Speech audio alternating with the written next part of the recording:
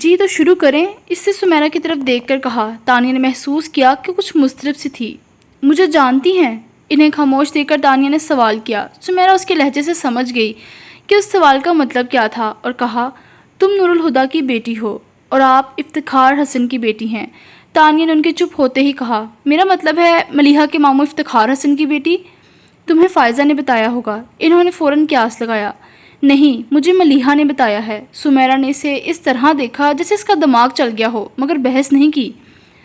میں آپ کی بہت عزت کرتی ہوں، مگر اب لگ رہا ہے مجھے اس رویے پر ایک بار غور کر لینا چاہیے۔ وہ دانستہ بدلحاظ ہوئی۔ اور اس بات سے تمہارا کیا مطلب ہے؟ وہ ناگواری سے گویا ہوئیں۔ آپ کو شرم نہیں آتی؟ تانیہ ایک دم سے بھڑک اٹھی۔ جو لڑکی آپ کو اپنی بہن کی طرح سمجھتی تھی، آپ اس پر بہتان لگاتی ہیں کہ وہ اپنے گھر سے بھاگ گئی تھی؟ میں نے یہ کبھی نہیں کہا کہ ملیحہ گھر سے بھاگی تھی۔ تو پھر ملیحہ اور وجدان کی شادی کیوں کر ہوئی؟ وہ پوچھنے لگی۔ ملیحہ کا اپنے بابا جان کے ساتھ اس ایشو پر جھگڑا ہو گیا تھا، پھر بات بڑھ گئی اور ان حالات میں اسے گھر چھوڑ کر یہاں آنا پڑا۔ بعد میں ابو اور چاچو نے دونوں میں صلح کرانے کی کوشش کی تھی، مگر پھپھا جان نے کہہ دیا تھا کہ ملیحہ ان کے لیے مر چکی ہیں۔ اس کے بعد سب کو یہی مناسب لگا کہ ملیحہ کی شادی وجدان سے کر دی جائے۔ وہ وجدان کے ساتھ بھاگی نہیں تھی، اسے باقاعدہ رخصت کیا گیا تھا۔ وہ غصے سے چبا چبا کر بولی۔ تانیہ نے سکون سے ان کی بات ختم ہونے کا انتظار کیا اور پھر کہا، ان کا انتقال کس طرح ہوا؟ ایک پل کو وہ رکی، پھر کہا، شایان کی پیدائش پر ملیحہ کی وفات ہو گئی تھی۔ مگر کس طرح؟ وہ پوچھ رہی تھی۔ سمیرا زچ ہو گئی۔ بچے پیدا کرتے وقت اکثر عورتیں مر جاتی ہیں، اس میں پوچھنے والی کیا بات ہے؟ حیران ہونے کی بات تو ہے نا؟ ان کی بات پر غور کرتے ہوئے وہ اٹھی اور ان کے سامنے کھڑے ہوتے ہوئے دونوں بازو لپیٹ کر کہا، اس میں حیران ہونے والی کیا بات ہے؟ سمیرا اجنبی سے بولی تو تانیہ اپنے الفاظ پر زور دے کر بولی، اگر ایک ایسی عورت بچہ پیدا کرتے ہوئے مر جائے جس کے ہاں کبھی بچہ پیدا ہی نہیں ہوا تھا تو سن کر حیرت تو ہوگی۔ اس بار سمیرا کچھ بول نہیں پائی۔ ملیحہ کی شادی نہیں ہوئی تھی، اس نے بڑے سکون سے انہیں دیکھتے ہوئے کہا۔ ایک ایسی لڑکی جو مر چکی ہے، اس کے بارے میں اتنا بڑا جھوٹ کہ کسی کی بیوی اور کسی کے بچے کی ماں تھی، بولتے ہوئے آپ کو شرم نہیں آتی؟ وہ چپ ہوئی، پھر طنزیہ ہنسی کے ساتھ بولی، لیکن آپ کیا کسی مرے ہوئے کا لحاظ کریں گی جب آپ نے زندہ لوگوں کا لحاظ نہیں کیا؟ شایان کے ساتھ کیا کیا آپ لوگوں نے؟ جسے وہ ماں سمجھتا ہے وہ اس کی ماں نہیں ہے۔ اگر پتہ چل جائے تو اس کی کیا حالت ہوگی؟ وہ بدنصیب ماں جس نے اسے پیدا کیا ہے، اس پر کتنا ظلم کیا ہے آپ سب نے، اور آج میری زندگی آپ لوگوں کی وجہ سے ہی برباد ہو رہی ہے۔ یہ سوچ کر وہ ملیحہ فروخی کا بیٹا ہے۔ شایان مجھ سے شادی نہیں کرنا چاہتا اور میں سچ جان کر بھی اسے بتا نہیں سکتی، کیونکہ میں جانتی ہوں وہ کبھی سہ نہیں پائے گا کہ جس باپ سے وہ اتنی محبت کرتا ہے، اسی نے اس کی ماں کی شناخت کے حوالے اسے دھوکہ دیا۔ وہ رکی اور شکایتی نگاہوں سے سمیرا کو دیکھنے لگی، جن کی آنکھوں سے اب آنسو گرنے لگے تھے۔ دادا جان، پاپا، وجدان اور آپ، ملیحہ نے ہر ایک سے محبت کی، اور اس کے مرنے کے بعد آپ سب نے ان کے ساتھ کیا کیا؟ پاپا اور دادا جان یوں اس کے ذکر سے لا تعلق ہو گئے جیسے وہ کبھی پیدا ہی نہیں ہوئی تھی، اور وجدان جو ملیحہ کے لیے یقین کا چہرہ تھا، اس کے چہرے کو دھوکہ بنا کر اپنے بیٹے کے سامنے میں پیش کرتے رہے، اور آپ نے وجدان کو ایسا کرنے دیا۔ کس قدر بدنصیب تھی وہ! اس نے کبھی سوچا بھی نہیں ہوگا کہ اس کے مرنے کے بعد اس کے ساتھ یہ سب ہو جائے گا۔ سمیرا کے آنسو اور بھی شدت سے بہنے لگے، مگر تانیہ اس پر ترس کھائے بغیر بولتی رہی۔ جھوٹ کا یہ محل کھڑا کرنے کی کیا ضرورت تھی؟ بتائیں، میری اور شایان کی زندگی کو برباد کرنے کا آپ کے پاس کیا زواج ہے؟ جواب دیں، یا دینے کے لیے آپ کے پاس کوئی جواب بھی نہیں؟ اس کی آواز مزید تیز ہو گئی۔ آج تو آنسو بہا رہی ہیں، مگر جب ملیحہ کی موت کا تماشا بنا رہی تھی، اس وقت آپ کے آنسو کہاں تھے؟ میں نے ملیحہ کی موت کا تماشا نہیں بنایا، وہ چلا اٹھیں۔ ہاں، وہ بد نصیب تھی، مگر کسی نے بھی نہیں سوچا تھا کہ اس کے ساتھ یہ سب ہو جائے گا۔ پھر وہ آنسو پونچھے بغیر ہولے سے بولنے لگی، مجھے آج بھی یقین نہیں آتا کہ ملیحہ مر چکی ہے۔ کس نے سوچا تھا وہ اس طرح مر جائے گی؟ جیتے جی کبھی نہیں ستایا، اور مر کر سب کے لیے عمر بھر کا عذاب بن گئی۔ انہوں نے تانیہ کی طرف دیکھا۔ یہ کوئی پریوں کی داستان نہیں جسے سننے کے لیے شوق میں تم یہاں چلی آئی ہو۔ جانتی ہوں یہ پریوں کی داستان نہیں ہے، مگر پری کی داستان تو ہے جو جادو نگری میں کھو گئی ہے۔ ان کے پاس بیٹھتے ہوئے تانیہ نے اس بار رسان سے کہا تھا۔ سمیرا بھیگی آنکھوں سے اسے دیکھنے لگی اور دھیرے دھیرے ماضی کے پردے ہٹانے لگی۔ آفاق چونک تو تبھی گیا تھا جب اس نے شام کے پس منظر میں ملیحہ اور وجدان کو ایک دوجے میں کھوئے ہوئے دیکھا، مگر اس نے خود کو کبھی بھی قیاس رائی سے محفوظ رکھا تھا۔ وہ ملیحہ اور وجدان دونوں کو ہی اچھے سے جانتا تھا۔ ملیحہ سلجھی ہوئی سمجھدار لڑکی تھی اور وجدان بھی سلجھے مزاج کا شخص تھا۔ جو اپنے کام سے کام رکھنا پسند کرتا تھا۔ آفاق نے اسے کبھی لڑکیوں میں دلچسپی لیتے نہیں دیکھا تھا۔ ان دونوں سے ہی کسی نادانی کی امید رکھنا فضول تھا۔ بعد کے دنوں میں آفاق نے ان دونوں کو ایک دوسرے سے بے نیازی برتتے ہی دیکھا، مگر اسے یوں محسوس ہوتا کہ وہ پوری جان سے ایک دوسرے کی طرف متوجہ ہیں۔ پھر وہ لمحوں کی بے اختیاریاں بھی آفاق سے چھپی نہ رہ سکی، لیکن وہ مستقل انہیں اپنا وہم سمجھ کر جھٹکتا رہا۔ مگر جس دن نور الہدیٰ ملیحہ کو لینے آئے، آفاق نے گیٹ سے اندر آتے دونوں کو ساتھ کھڑے دیکھا تھا۔ آفاق اسے باہر گاڑی تک چھوڑ کر واپس آیا تو وجدان وہیں کھڑا تھا۔ کہاں کھو گئے؟ وجدان نے اپنے خیال سے ابھر کر آفاق کو دیکھا۔ میں نہیں کھویا، دل کھو گیا ہے۔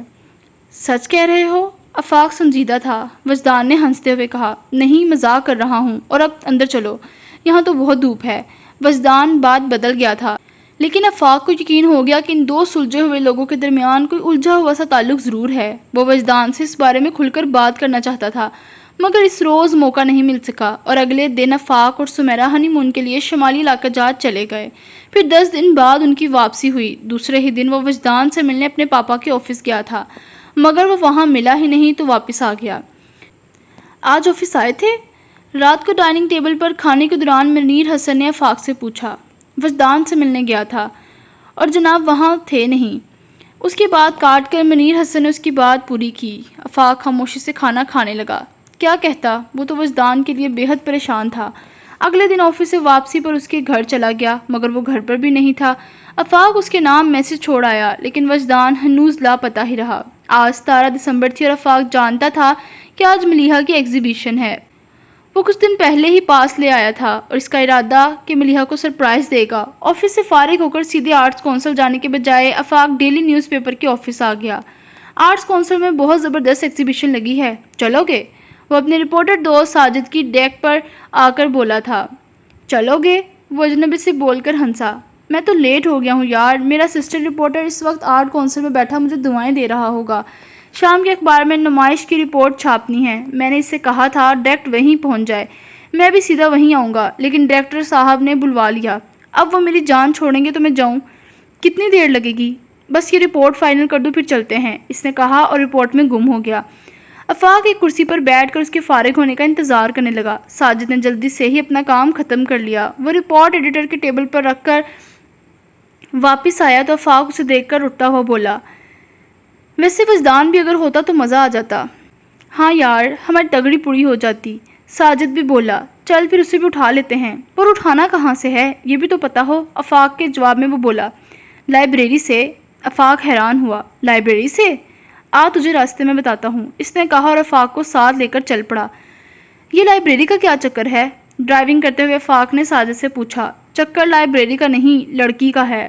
وجدان اور لڑکی کا چکر؟ امپاسبل۔ آفاق حیران ہوا، وہ تو لڑکیوں کو بھاؤ تک نہیں دیتا، اور لڑکیاں ہمیں بھاؤ نہیں دیتی۔ پر دیکھ لو، تمہاری شادی بھی ہوگی اور میری منگنی بھی۔ بھائی، یہ جو دنیا ہے نا، اتفاقات کا مجمع ہے، یہاں کچھ بھی ہو سکتا ہے۔ سورج مغرب سے نکل سکتا ہے، دیا اندھی میں چل سکتا ہے، پانی میں آگ لگ سکتی ہے، اور وجدان کو محبت ہو سکتی ہے۔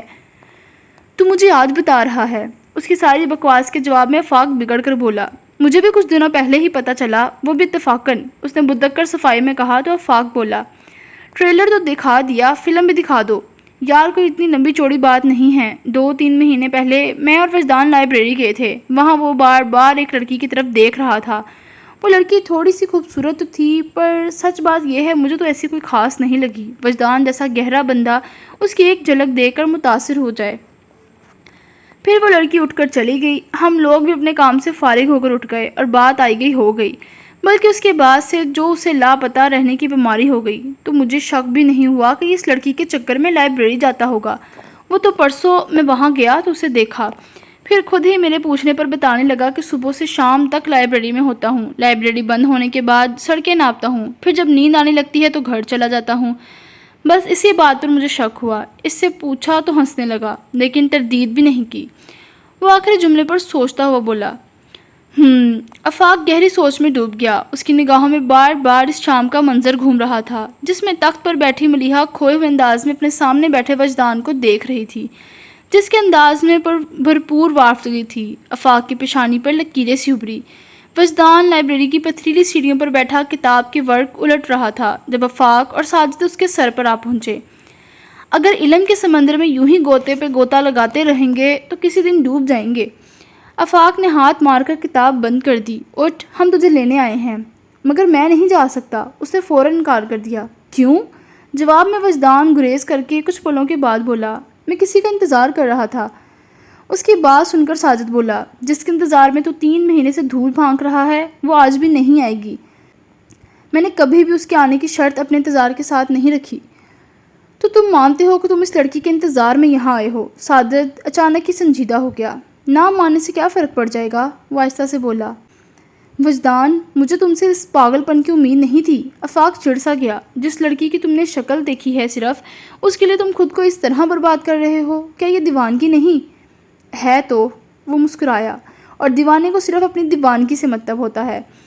ایک دن کے ناگے سے تیری دیوانگی میں کوئی فرق نہیں پڑ جائے گا، نہ وہ آ کر تیری غیر حاضری نوٹ کرنے والی ہے۔ اب اٹھ جا، ساجد نے کہا۔ پھر اس کے نہیں کرنے کے باوجود بھی وہ دونوں سے گھسیٹتے ہوئے گاڑی میں لے آئے۔ وہ آیا تو بے دلی سے تھا، مگر نمائش میں ملیحہ کو دیکھ کر وہ اس اتفاق پر حیران رہ گیا۔ آفاق نہ جانے کدھر تھا اور اس کے ساتھ کھڑا ساجد کسی سے انٹرویو لے رہا تھا۔ وجدان اپنے آپ ہی اس طرف چل پڑا۔ اس کے ہاتھ میں ساجد کا کیمرہ تھا۔ بنا سوچے ہی غیر ارادی طور پر اس نے ملیحہ کی کئی تصویریں کھینچ لی۔ اپنے چہرے پر فلیش کی روشنی محسوس کر کے ملیحہ اس طرف متوجہ ہوئی تو وجدان کو دیکھ کر وہ بھی حیران ہو گئی۔ وہ دونوں ہر طرف سے بیگانہ آپس میں باتیں کر رہے تھے۔ تبھی آفاق اس طرف چلا آیا۔ رنگ تو اس نے ملیحہ کے چہرے پر بھی دیکھے تھے، مگر وجدان کی آنکھوں کی چمک نے اسے واقعی الجھا دیا۔ ملیحہ پلٹ چکی تھی۔ آفاق چلتا ہوا وجدان کے پاس آ گیا اور اس کے کندھے پر ہاتھ رکھ کر گمگیر لہجے میں بولا، وہ میری بہن ہے۔ وجدان نے اس کی طرف دیکھا جو جاتی ہوئی ملیحہ کو دیکھ رہا تھا۔ اور میں تمہاری بہن سے شادی کرنا چاہتا ہوں، وہ اپنے مخصوص واضح انداز میں بے دھڑک بولا تھا۔ آفاق اسے دیکھتا رہا، پھر اس کے شانے سے ہاتھ ہٹا کر بولا، باہر چل کر بات کرتے ہیں۔ میں نے ملیحہ کو پہلی بار لائبریری میں دیکھا تھا۔ وہ گھاس پر آفاق کے مقابل بیٹھا، دونوں ہاتھ پیچھے ٹکائے، دور آسمان کی وسعت میں کھویا کہہ رہا تھا۔ میں وہاں ساجد کا انتظار کر رہا تھا کہ ملیحہ کو آتے دیکھا۔ پہلی غیر ارادی نظر کے بعد میں نے ان پر سے نگاہ ہٹا لی تھی، پر نظر ہٹانے کے بعد میرا دل چاہا ایک بار اور ان کی طرف دیکھوں۔ اپنی یہ خواہش مجھے بھی عجیب لگی تھی، پر ان پر سے توجہ ہٹانے کے لیے کتاب پڑھنے لگا، اور تھوڑی دیر میں ساجد بھی آ گیا، مگر میں ملیحہ سے اپنی توجہ نہیں ہٹا پایا۔ وہ ایسی جگہ بیٹھی تھی کہ ہر بار صفحہ پلٹتے وقت میری نظر ان کے چہرے پر ٹھہر جاتی۔ اتنے فاصلے اور اونچائی پر ہونے کے باوجود مجھے ان کا ہر نقش بہت صاف دکھائی دے رہا تھا۔ میں ان کی پلکوں کا اٹھ کر گرنا محسوس کر رہا تھا۔ ان کی گردن کی حرکت کے ساتھ ان کے گلے میں پڑی باریک چین میں بل پڑتے نظر آ رہے تھے۔ ان کے بال بار بار ان کے چہرے پر آ جاتے اور وہ انہیں اپنے چہرے سے ہٹانے کے لیے ہاتھ سے سمیٹ کر پیچھے کرتی، تو ایسے میں ان کی کلائی میں پڑی چند چوڑیاں کھنک جاتی۔ میں اس کھنک کو سن رہا تھا۔ ایسا لگ رہا تھا وہ بالکل میرے سامنے بیٹھی ہیں۔ وہ رکا اور پھر مسکرا کر گویا ہوا۔ پھر ایسا لگا کہ وہ ڈسٹرب ہو رہی ہے۔ وہ ایک دم سے کتاب پر سے نگاہ ہٹا کر ارد گرد دیکھتی اور پھر دوبارہ سر جھکا کر کتاب پڑھنے لگتی، مگر کچھ دیر بعد وہ پھر سے اپنے آس پاس دیکھنے لگتی۔ شاید انہوں نے میری نظروں کو محسوس کر لیا تھا۔ وہ مسکرایا، پھر مسکراہٹ روک کر بولا۔ کچھ دیر بعد وہ اٹھیں اور چلے گئیں۔ ایسا لگا کوئی خواب ختم ہو گیا ہو، مگر خواب کا اثر باقی تھا۔ اگلے دن مجھے لائبریری میں کوئی کام نہیں تھا، مگر پھر بھی لائبریری آ گیا۔ مجھے خود بھی اپنی اس حرکت کی وجہ سمجھ نہیں آئی، لیکن ملیحہ کو دیکھ کر کچھ سوچنے سمجھنے کی ضرورت ہی نہیں رہی۔ پھر وہ چلی گئی تو میں بھی اٹھ گیا، مگر اس روز ان کے جانے سے خواب ٹوٹا نہیں تھا، مستقل ہو گیا تھا۔ تیسرے دن بھی پھر میں وہیں بالکنی میں آ کر بیٹھ گیا، مگر وہ نہیں آئی تو میں پریشان ہو گیا۔ اگر وہ نہ آئی تو وہ 2 دن سے آ رہی تھی، لیکن ضروری تو نہیں تھا کہ آج بھی آتی۔ اس خیال کے باوجود بھی میں وہاں سے ہلا نہیں۔ دوپہر ڈھلنے کے بعد ہی وہ آ گئی تھی، مگر میری نظروں نے انہیں کچھ زیادہ ہی پریشان کر دیا۔ ذرا دیر بعد ہی وہ اٹھ کر جانے لگیں۔ انتظار کے ان چند گھنٹوں نے ہی مجھے سمجھا دیا تھا کہ اب میں ان کے بغیر جی نہیں سکتا۔ میں بھی ان کے پیچھے باہر گیا اور سیڑھیوں پر انہیں آواز دے کر روک لیا۔ انہوں نے پلٹ کر مجھے دیکھا اور میں نے ان کی آنکھوں میں۔ بولتے بولتے یکدم وجدان کے ہونٹوں پر مسکراہٹ آئی۔ نہیں دیکھنا چاہیے تھا، اگر کچھ بچا بھی تھا تو ان آنکھوں میں ڈوب گیا۔ میں نے ان سے کہا، آپ مجھ سے شادی کریں گی؟ اتنا کہہ کر وہ زور سے ہنس پڑا اور ہنسی کے بیچ کہنے لگا، بہت غصہ آ گیا تھا انہیں، اتنا غصہ کہ مجھے ڈانٹ بھی نہیں سکیں، پر میں نے ان سے کہہ دیا کہ اپنے سوال کے جواب میں قیامت تک ان کا انتظار کروں گا۔ تیسرے دن وہ آئی تو مگر میرے انتظار کے لیے نہیں، کتاب واپس کرنے، لیکن اتنا بھی غنیمت تھا کہ وہ مجھ سے بات کرنے پر راضی ہو گئی۔ مجھے نہیں پتا محبت کا اظہار کیسے کرتے ہیں، مجھے صرف اتنا سمجھ آیا کہ اپنا دل کھول کر ان کے سامنے رکھ دوں۔ مجھے واقعی محبت کا اظہار کرنا نہیں آیا۔ اس دن کے بعد ملیحہ پھر وہاں نہیں آئی۔ وہ اب گردن گرائے گھاس کو دیکھتے ہوئے بو رہا تھا۔ 2 مہینے ہر روز صبح سے شام تک میں ان سیڑھیوں پر بیٹھا دعا کرتا کہ جواب دینے نہ صحیح مگر وہ اپنا چہرہ دکھانے ہی آ جائیں۔ وہ تو نہیں آئی مگر میں ان کی جھلک دیکھنے ان کے پاس پہنچ جاؤں گا، ایسا تو سوچا ہی نہیں تھا۔ اس شام تمہارے گھر میں ملیحہ کو دیکھ کر مجھے یقین ہی نہیں آیا تھا۔ پتہ ہے ان کا انتظار کرتے کرتے اکثر میں خود سے الجھ پڑتا۔ میں ان کی خاطر مٹتا جا رہا ہوں اور انہیں احساس ہی نہیں، مگر اس روز محسوس ہوا وہ اتنی بھی بے نیاز نہیں۔ بولتے بولتے اس نے نظر اٹھا کر آفاق کو دیکھا۔ لیکن یہ احساس میرے لیے کافی نہیں آفاق، میں زندگی کا ہر پل ان کے ساتھ بتانا چاہتا ہوں۔ مجھے وہ حق چاہیے کہ انہیں اپنا کہہ سکوں۔ وہ چپ ہوا اور یوں ہی ہاتھ آگے کر کے جھاڑنے لگا۔ آفاق نے اسے دیکھا اور پوچھا، ملیحہ نے کبھی اس بارے میں تم سے بات کی ہے؟ ایک بار ان کی آنکھوں میں اپنا عکس تو دیکھا تھا مگر ان کی زبان سے اب تک وہ الفاظ نہیں نکلے جو میں سننا چاہتا ہوں۔ وہ رکا، پھر سنجیدگی سے بتانے لگا، کل انہوں نے مجھے لائبریری بلایا ہے۔ تم ملیحہ کے ساتھ سیریس ہو نا؟ وجدان نے نظر اٹھا کر آفاق کو دیکھا۔ تمہیں مجھ پر اعتبار نہیں؟ بات اعتبار کی نہیں ہے وجدان۔ آفاق اس پر سے نظر ہٹاتا آہستہ سے بولا، ملیحہ بہت سادہ لڑکی ہے، مصلحتوں اور سمجھوتوں کو نہیں جانتی ہے تو صرف اتنا کہ پیار کرنا ہے تو کرنا ہے، وہ بھی پوری ایمانداری کے ساتھ، کہیں کوئی احساس بچا کر نہیں رکھتی۔ پاگل ہے، اتنا بھی نہیں سمجھتی کہ گہری محبت کے زخم بھی گہرے ہوتے ہیں مگر احساس بھی ہے۔ خراش لگ جائے تو تڑپ اٹھتی ہے، کہیں زخم لگ گیا تو جھیلنا مشکل ہے۔ خیال رکھنا وجدان، اسے کبھی چوٹ نہ لگے۔ آئی پرومس، خود پر جھیل لوں گا لیکن ملیحہ کو تکلیف نہیں پہنچنے دوں گا۔ اس نے پورے دل سے وعدہ کیا تھا۔ آفاق یقین کرنے والی مسکراہٹ کے ساتھ اٹھا، اس سے بھی اپنے ساتھ اٹھنے کو کہا۔ چلو اندر چلتے ہیں، میں ابھی ملیحہ سے بھی نہیں ملا۔ تم جاؤ، میں تو اب گھر جاؤں گا۔ کیوں؟ کیونکہ ملیحہ کی موجودگی میں خود کو روک نہیں پاتا اور تمہارے ہوتے ہوئے یہ سب مناسب نہیں لگتا۔ اس کی سنجیدگی سے بولنے پر آفاق نے مصنوعی خفگی سے وجدان کو گھورا۔ ابھی جو اتنا بکواس کر رہے تھے تب خیال نہیں آیا کہ کچھ سینس کر لے، اور اب اندر جاتے ہوئے شرم آ رہی ہے، اور وجدان نے فوراً ہی اس کی غلط فہمی دور کر دی۔ میں ملیحہ کے خیال سے کہہ رہا ہوں، اس سچویشن میں کوئی بھی بہن بھائی کی موجودگی میں سٹپٹا جائے گی۔ اللہ حافظ۔ وہ جانے لگا تو آفاق نے کہا، بھائی ساجد کا کیمرہ تو دے دے، اسے کہاں لے جا رہا ہے؟ ارے یار بھول گیا۔ اپنے سر پر ہاتھ مار کر گلے سے کیمرہ نکال کر اس نے آفاق کو پکڑایا اور ہاتھ ہلاتا ہوا چلا گیا۔ وہ ایک خوبصورتی سے ڈیکوریٹ کیا ہوا لاؤنج تھا جس میں رات کے کھانے کے بعد سب لوگ بیٹھے چائے کے ساتھ گپ شپ کر رہے تھے۔ ڈبل صوفے پر مصطفیٰ عظیم اپنے بڑے بیٹے مزمل کے ساتھ بیٹھے تھے۔ کچھ فاصلے پر سنگل صوفے پر عائشہ بیگم بیٹھی تھی۔ سامنے مزمل مصطفیٰ کی بیوی انیتا تھی اور وجدان ان کی باتوں سے الگ تھلگ کارپٹ پر 1 سال کے بچے کو گود میں لیے اس کے ساتھ بظاہر کھیل رہا تھا، مگر اندر ہی اندر وہ الفاظ ڈھونڈ رہا تھا، بات کیسے شروع کرے۔ پھر اس نے اچانک ہی دھماکہ کر دیا۔ کسی کو خاص طور پر مخاطب کیے بغیر اس نے اچانک کہا تھا، میں نے شادی کرنے کا فیصلہ کر لیا ہے۔ وہاں بیٹھے ہر شخص کو یہ سن کر یقیناً خوشی ہی ہوئی تھی مگر اس جملے کا اس قدر غیر متوقع تھا کہ کوئی رد عمل سمجھ نہیں آیا۔ مصطفیٰ عظیم حیرت میں سنبھل کر بولے تھے، ہمارے لیے تو یہ خوشی کی خبر ہے مگر تم نے جو سلسلہ شروع کر رکھا ہے اس کے بعد یقیناً لڑکی اور اس کے گھر والوں کے لیے سب سے بری خبر ہوگی۔ ابو آئی ایم سیریس۔ ان کے مذاق پر وہ سنجیدگی سے بولا، ایون آئی ایم سیریس سن۔ انہوں نے ایک دم سنجیدہ ہو کر کہا، میں نے کبھی اپنے بیٹوں سے لاپرواہی اور غیر ذمہ داری کی امید نہیں کی تھی، اور تم سے it's even beyond my thoughts. خود مجھے وجدان سے ایسی حرکتوں کی امید نہیں تھی مگر اب اسے لیکچر مت دیں، مجھے اس کی لاپرواہی کی وجہ سمجھ آ گئی ہے۔ شوہر کو بیٹی کی کلاس لیتے دیکھ کر ٹوکا، پھر معنی خیزی سے بولی، غلطی وجدان کی نہیں ہے مصطفیٰ صاحب بلکہ آپ کی اور میری ہے۔ بیٹا جوان ہو گیا ہے اور اسے خود سے بولنا پڑا کہ شادی کرنا چاہتا ہے، جبکہ یہ بات ہمارے سوچنے کی تھی۔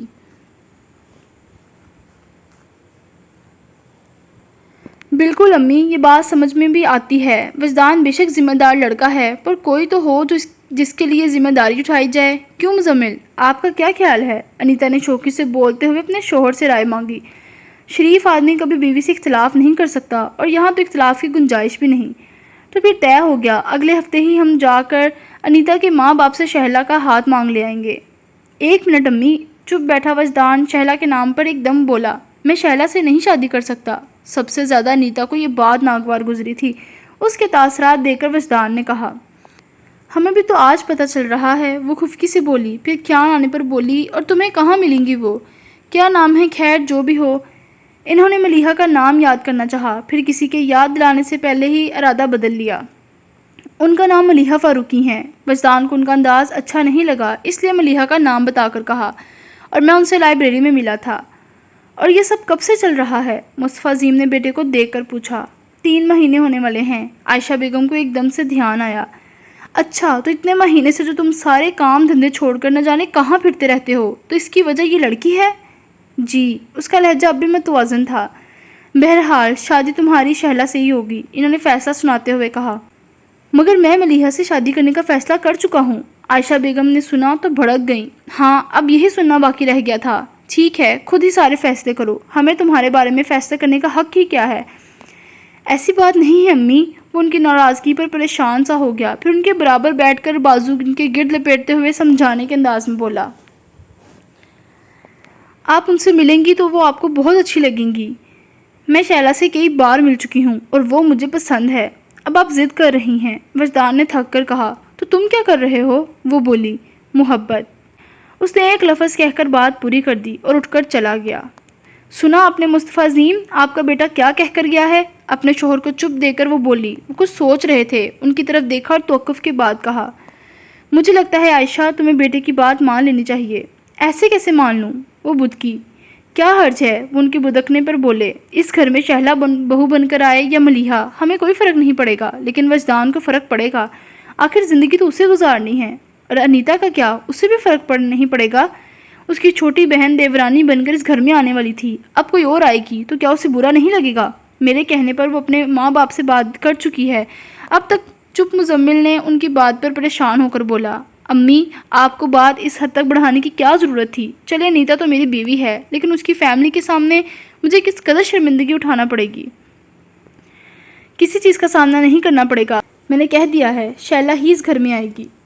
تم نے کہہ دیا، لیکن جو بھی وجدان کہہ کر گیا اس کا کیا؟ بہو کیا سوچے گی؟ اس کی پرواہ ہے؟ بیٹے کا خیال نہیں؟ وہ واضح ملامت کر رہے تھے۔ عائشہ الزام پر اچھل پڑی، خیال کیوں نہیں ہے؟ ماں ہوں اس کی، بہت سوچ سمجھ کر شیلا کا انتخاب کیا تھا کہ وجدان کے مزاج میں سنجیدگی ہے۔ شیلا بھی کم خو اور دھیمے مزاج کی لڑکی ہے، پھر پڑھی لکھی ہے اور خوبصورت بھی ہے۔ آپ خود جانتے ہیں، بتائیں ذرا کوئی کمی ہے اس میں؟ کمی بے شک کوئی نہیں، پر اس کا کیا حال کہ وجدان کو ملیحہ پسند ہے؟ بس مصطفیٰ صاحب، اب مجھ سے اس بارے میں کوئی بات نہ کریں۔ سمجھانا ہے تو بیٹے کو سمجھائیں کہ ماں کی بات مان لیں، دشمن نہیں ہوں اس کی میں۔ وہ ناراضگی سے کہہ کر اٹھ کر چلے گئیں۔ ان کے جانے کے بعد مصطفیٰ عظیم مزمل کو مخاطب کر کے بولے، کیا لگتا ہے مزمل، وجدان واقعی اس لڑکی میں انٹرسٹڈ ہے؟ میرے خیال سے تو ہے، ورنہ اس کے بارے میں بات کیوں کرتا؟ اور مجھ سے زیادہ تو وہ آپ سے قریب ہیں۔ آپ بتائیں وہ اس لڑکی میں کس حد تک انوالو ہوگا؟ وجدان جیسے شخص کے لیے حد کا لفظ استعمال کرنا ہی بیکار ہے۔ اپنی رائے دے کر مزمل نے مصطفیٰ سے ان کی رائے مانگی تو وہ الجھے ہوئے انداز میں بولے تھے، پھر امی کو کیسے منائیں گے؟ مزمل نے فکر مندی سے کہا تو مصطفیٰ صاحب کہنے لگے، مان جائے گی، ویسے اس کا رد عمل فطری ہے اور دھچکا تو مجھے بھی لگا ہے، لیکن پھر میں نے محسوس کیا وجدان ملیحہ سے ڈیپلی انوالو ہے، تو خود کو سمجھا لیا کہ زندگی تو اس کی ہے، اگر ملیحہ کے ساتھ گزارنا چاہتا ہے تو ہمیں اعتراض نہیں ہونا چاہیے۔ پھر مزمل کی طرف دیکھ کر بولے، میری بیوی کو چھوڑو، یہ بتاؤ اپنی بیوی کو کیسے ہینڈل کرو گے؟ مجھے نہیں لگتا انیتا اس بارے میں کوئی بحث کرے گی، اس نے خود سنا ہے کہ وجدان کسی اور لڑکی میں انٹرسٹڈ ہے، بلکہ میرا خیال ہے اب وہ خود بھی وجدان کی شادی شیلا سے نہیں ہونے دے گی۔ مصطفیٰ عظیم اس کی بات پر سر ہلانے لگے، پھر مزمل اپنے کمرے میں اٹھ کر چلا گیا اور وجدان عظیم وجدان کے کمرے میں آ گئے، تکیہ اونچا کر کے بیڈ پر نیم دراز جھک کر سامنے دیوار کو دیکھتا ہوا۔ وہ اتنی گہری سوچ میں تھا کہ ان کے آنے کو بھی محسوس نہ کیا۔ مصطفیٰ عظیم اسے دیکھ کر مسکرائے اور چھیڑنے کے سے انداز میں بولے، غم منایا جا رہا ہے؟ وجدان نے ذرا سا چونک کر انہیں دیکھا اور سیدھا ہو بیٹھا۔ وہ بیڈ پر بیٹھ کر گہری نظروں سے وجدان کا چہرہ دیکھنے لگے۔ بہت پیار کرتے ہو؟ وجدان سر کو جھکا کر یوں ہی مسکرانے لگا تو وہ اس کے کندھوں پر بازو پھیلا کر بے تکلفی سے بولے، کم آن سن، ہم دونوں ہمیشہ اچھے سے دوست رہے ہیں۔ انہوں نے اس کی تائید مانگی تو اس بات میں سر ہلا کر وہ دھیرے سے بولا، بہت سے بھی زیادہ۔ اسے پھر سے چپ ہوتا دیکھ کر وہ کہنے لگے، میری ہونے والی بہو کے بارے میں مجھے کچھ بتاؤ گے نہیں؟ وجدان سمجھ رہا تھا کہ وہ اس طرح کی باتیں کر کے اس کا موڈ بدلنے کی کوشش کر رہے ہیں، اس لیے ٹالنے والے انداز میں کہا، کیا بتاؤں؟ وہ سوچتے ہوئے بولے، جو بھی تم جانتے ہو۔ اچھا چلو یہ بتا دو دکھنے میں کیسی ہے؟ وہ ذرا مسکرا کر بولے، اچھی ہے۔ بس؟ مصطفیٰ عظیم نے حیرت سے اسے دیکھا تھا۔ یہی سوال اگر میں تمہارے عمر کے کسی دوسرے لڑکے سے کرتا تو وہ کہتا ستارہ آنکھیں، پنکھڑیوں جیسے ہونٹ، گٹاؤں جیسی زلفیں ہیں، ایسا حسن میں نے کہیں اور دیکھا ہے نہیں ہوگا، اور تم بس اچھی ہے۔ وجدان ان کے سٹائل پر ہنسنے لگا۔ جیسے وہ چپ ہوئے تو ان کو دیکھ کر کہنے لگا، ستارہ آنکھیں، اس نے کہا اور ملیحہ کی آنکھوں کو یاد کرنے لگا۔ پتہ نہیں ان کی آنکھیں ستارہ سی ہیں یا نہیں، پر جس طرف اٹھ جاتی ہیں وہاں روشنی ہو جاتی ہے۔ ہونٹوں پر بھی کبھی دھیان نہیں دیا، لیکن ان کی مسکراہٹ سچ میں بہت پیاری ہے، اور زلفیں شاید گٹاؤں جیسی ہو، کبھی نوٹ نہیں کیا۔ ہاں مگر جب ان کے بال ہوا میں لہراتے ہیں تو لگتا ہے گھٹا برس رہی ہے۔ میں کبھی کبھی حیران ہو جاتا ہوں کوئی اتنا حسین کیسے ہو سکتا ہے کہ اس کا حسن آس پاس کی ہر چیز حسین بنا دے۔ پھر وہ اچانک ہی بولتے ہوئے چپ ہو گیا۔ مصطفیٰ عظیم کی طرف دیکھتے ہوئے کہا، امی بہت ناراض ہیں نا؟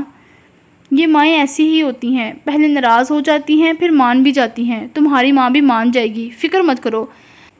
اس کے بال بکھیرتے ہوئے انہوں نے ایسے کہا جیسے وجدان چھوٹا بچہ ہو، پھر گلے لگا کر اس کی پیٹھ تھپکی۔ آرام سے سو جاؤ، میں عائشہ کو سمجھا لوں گا، تم ٹینشن مت لینا۔ خود سے الگ کر کے انہوں نے وجدان کا ماتھا چوما تھا۔ پھر جب تک وہ کمبل لے کر لیٹ نہیں گیا وہ وہیں کھڑے رہے۔ اس کے بعد لائٹ آف کر کے چلے گئے، مگر وجدان کو کوشش کے باوجود آنکھیں بند نہیں کر سکا۔ حالانکہ مصطفیٰ عظیم سے بات کر کے وہ ہلکا ہو گیا تھا اور اسے یقین تھا کہ ہر قیمت پر عائشہ کو راضی کر لیں گے۔ انہیں وجدان سے ایسی محبت تھی، مگر کوئی چیز پھر بھی اسے بے چین کر رہی تھی۔ شاید وہ نمکین پانی تھا جو ملیحہ کی آنکھوں سے بہہ کر گالوں سے پھسلتا گود میں رکھے اس کے ہاتھوں کی پشت پر بے آواز گر رہا تھا۔ وجدان اٹھ بیٹھا اور اندھیرے میں بھی اپنے ہاتھ پھیلا کر ایک ہاتھ سے دوسرے ہاتھ کی پشت کو چھوا۔ اسے لگ رہا تھا کسی نے گرم سیال اس کے ہاتھوں پر انڈیل دیا ہو، مگر بابا جان کا تو جسم ہی ایندھن بن گیا تھا۔ وہ بھلا کب ملیحہ کو اس گستاخی کی اجازت دے سکتے تھے؟ اس کے سامنے پھر بھی ضبط کرتے رہے، مگر اب غیظ و غضب ان کے ہر انداز سے جھلک رہا تھا۔ تیز تیز راکنگ چیئر کو آگے پیچھے جھلاتے وہ مستقل اپنے ابال کو کم کرنے کی کوشش کر رہے تھے۔ پھر اس کوشش کا نتیجہ برآمد نہیں ہو رہا تھا۔ پھر وہ اٹھ کر بیڈ تک آئے اور اپنے قریبی دوست ملک ناصر کو فون کرنے لگے۔ ہیلو کی آواز سنتے ہی بابا جان نے کہا، ملک میں آ رہا ہوں، اور ان کی بات سننے سے پہلے ہی فون رکھ دیا۔ ملیحہ کے بارے میں آج تک جو بھی جانا ہو، جو بھی سمجھا ہو، جو بھی سوچا، سب غلط۔ ایک ہی پل میں میری بیٹی میرے لیے اجنبی ہو گئی۔ میں سمجھتا تھا ملیحہ میری مزاج آشنا ہے، وہ کبھی میری رضا کو فراموش نہیں کرے گی۔ میری راہ پر چلنا تو کیا، اس کے پیر میرے نقش قدم سے ہٹ کر نہیں چل سکتے۔ مجھ سے اختلاف وہ کبھی کر ہی نہیں سکتی، اور اس نے ہمیشہ ایسا ہی کیا۔ اس نے خود کو میرے ہاتھ میں دے رکھا تھا۔ میں جو چاہتا تھا اس کے فیصلے کرتا، اور ملیحہ بھی ان فیصلوں کو مانتی بلا چوں چرا کیے۔ میرے ہر لفظ کو اس نے حکم کا درجہ دیا۔ نہیں لفظ میں نے اس کی زبان سے کبھی سنا ہی نہیں۔ بچے ضد کرتے ہیں، مگر اس نے تو کبھی فرمائش بھی نہیں کی۔ میں نے جو بھی کیا اس نے قبول کیا، کبھی پسند ناپسند کا راگ نہیں لاپا، اور مجھے یقین ہو گیا میری بیٹی میری کے سانچے میں ڈھلنی ہے۔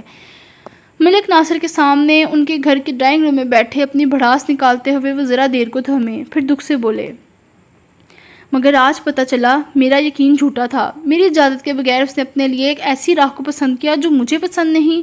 آج اس نے اختلاف کی جرت کی ہے، اور ایک فیصلہ بھی وہ جسے چاہتی ہے میں مان لوں، جھک جاؤں اس کے سامنے۔ وہ آشی لہجے میں پھٹ پڑے، مگر اچانک ہی ان کا لہجہ سست ہو گیا۔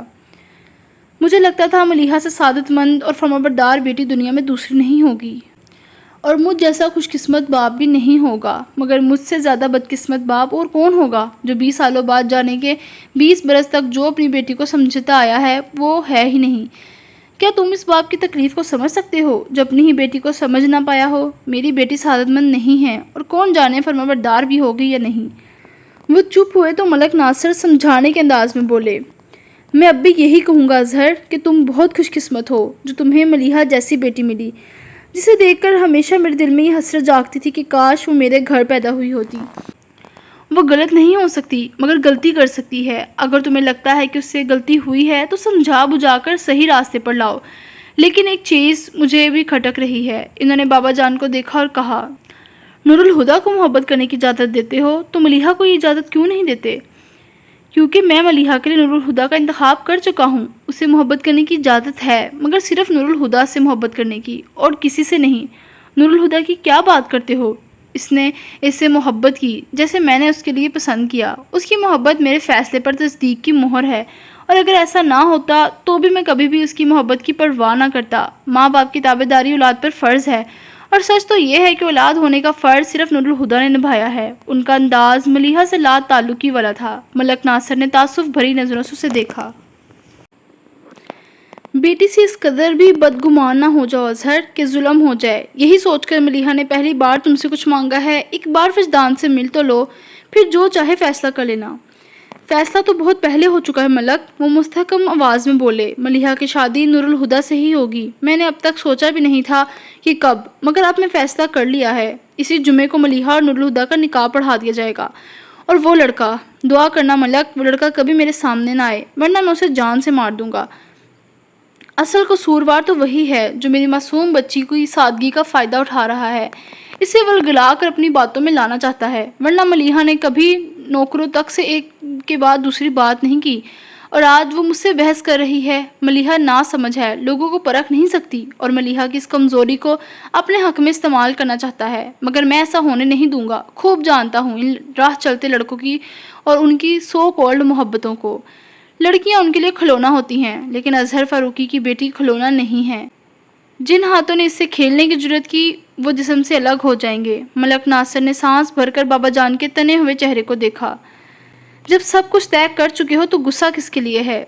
ان کی بات سن کر بابا جان کے چہرے کے عضلات ڈھیلے پڑے۔ سر کو ذرا سا جھکا کر کن پٹی مسلتے ہوئے انہوں نے سست لہجے میں کہا، مجھے ملیحہ پر اتنا غصہ نہیں آ رہا جتنا اپنے آپ پر۔ حسن بیٹی سے کبھی اونچی آواز میں بات تک نہیں کی، آج کتنی صفاقی سے اسے کہہ دیا کہ مر جاؤ گی تو دفناؤں گا۔ اتنی بڑی بات پتہ نہیں کیسے میرے منہ سے نکل گئی۔ ملیحہ بھی حیران ہو رہی ہوگی، بھلا کب اس نے میرے سخت لہجے کو سنا ہے؟ کبھی اس نے نوبت بھی نہیں آنے دی۔ پتہ ہے رو رہی تھی۔ وہ لب بھنج کر چپ ہو گئے، پھر کہنے لگے، بس ایک بار میں نے ملیحہ کو روتے دیکھا تھا، جس دن فریال کا انتقال ہوا۔ وہ ماں کی لاش سے لپٹ کر اونچی اونچی رو رہی تھی۔ میرا دل چاہا کہ اس کے پاس جاؤں، آنسو پونچھ کر اسے گلے لگا کر کہوں، ماں مری ہے مگر باپ تو زندہ ہے۔ اس طرح رو کر باپ کو تکلیف نہ دو۔ مگر کیسے اسے رونے سے منع کرتا؟ اس کا رونا مجھ سے برداشت نہیں ہوا تو کمرے میں بند ہو گیا تاکہ اس کی روتی آنکھیں نظر نہ آئے، اس کی بین کرتی آواز میرے کانوں تک نہ پہنچے، اور اس وقت تک کمرے میں رہا جب تک وہ روتے روتے تھک کر سو نہیں گئی۔ وہ رکے، پھر دکھ سے بولے، اور آج میں نے اسے خود رلایا ہے۔ آج میرا بھی دل چاہ رہا ہے کہ اس کے پاس جاؤں، اسے چپ کرواؤں، مگر آج بھی مجھ میں اتنی طاقت نہیں کہ اس کے آنسو دیکھ سکوں۔ ملک ناصر کو ان کے الفاظ اور ان کے بکھرے انداز پر کوئی حیرت نہیں ہوئی، کیونکہ فریال کے بعد ملک ناصر ہی وہ دوسرے شخص تھے جو اس راز سے واقف تھے کہ باہر سے سخت نظر آنے والا اظہر فاروقی اندر سے بہت نرم تھے، اور انہیں بھی اپنی نرمی کا احساس نہیں تھا۔ قصر فاروقی پہنچ کر بھی بابا جان ایک پل کے لیے چین سے نہیں بیٹھ سکے، مگر اس کے باوجود اپنے فیصلے پر قائم رہے۔ باقی رات انہیں اپنے فیصلے مضبوط کرنے میں لگی۔ فجر کی نماز پڑھ کر وہ کمرے سے باہر آئے اور دھیرے دھیرے ملیحہ کے کمرے کو جاتی سیڑھیاں چڑھنے لگے۔ دروازہ کھول کر انہوں نے نماز پڑھتی ملیحہ کی پشت کو دیکھا۔ وہ وہیں رک کر اس کے فارغ ہونے کا انتظار کرنے لگے۔ ملیحہ نے سلام پھیرا تو وہ کہنے لگے، آج سے 3 دن بعد یعنی جمعے کے روز تمہارا نور الہدا کے ساتھ نکاح ہے۔ تمہیں جو بھی تیاری کرنی ہو آج اور کل میں مکمل کر لینا۔ بڑا فنکشن نہیں ہے، بس تمہارے ننھیال والے اور میرے کچھ دوست ہوں گے، شاید کچھ مہمان نور الہدا کے بھی ہوں۔ تم جن کو بلانا چاہو ان کے ناموں کی فہرست بنا کر میرے کمرے میں لے آؤ۔ اپنی بات کہہ کر انہوں نے ملیحہ کا چہرہ دیکھنے کی کوشش کی، پر وہ آدھا چہرہ ہی دیکھ پائے، مگر آدھا پوری رات کی کہانی سنا رہا تھا۔ بابا جان کے اندر کشمکش چڑھ گئی، مگر وہ اب بھی ہار ماننے کو تیار نہیں تھے، لیکن انہیں احساس تھا کہ وہ کمزور پڑتے جا رہے ہیں۔ اسی لیے جب نور الہدا سے بات کر کے اسٹڈی میں آئے تو خود اپنے فرار کی راہیں روکنے کے لیے عزیزوں اور رشتہ داروں کو فون کر کے ملیحہ اور نور الہدا کی شادی کی اطلاع دے کر شام میں منگنی کی دعوت دے ڈالی۔ افتخار حسن اس اطلاع پر حیرت سے مبارکباد دیتے ہوئے بولے، مبارک ہو بھائی صاحب، ویسے یہ خبر غیر متوقع تو نہیں ہے لیکن کافی اچانک ہے۔ آپ کو بھی مبارک ہو، اور شام میں سب گھر والوں کو لے آئیے گا، منگنی کی چھوٹی سی تقریب ہے۔